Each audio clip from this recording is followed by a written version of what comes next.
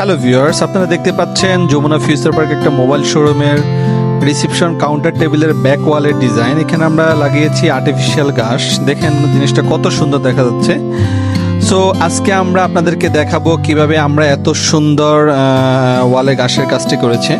তো এটা লাগানোর জন্য ভালোভাবে হচ্ছে যে প্লেটটাকে আলাদা করা, ভালোভাবে ক্লিপিং করা, এরপর হচ্ছে যে মেটালের একটা ফ্রেম এটার পিছনে সংযুক্ত করা, এটা ভালোভাবে সংযুক্ত করে এরপরে ড্রিল দিয়ে প্রথমে হচ্ছে যে ঘাসের একটা লেয়ার কমপ্লিট করে লাগানো এবং চেক করা উঁচু নিচু আছে কিনা।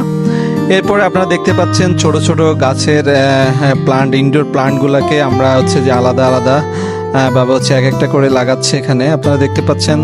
এরপরে মোটামুটি লাগানো কমপ্লিট হওয়ার পরে ভালোভাবে চেক করেছে কোনো জায়গা ফাঁকা আছে কিনা।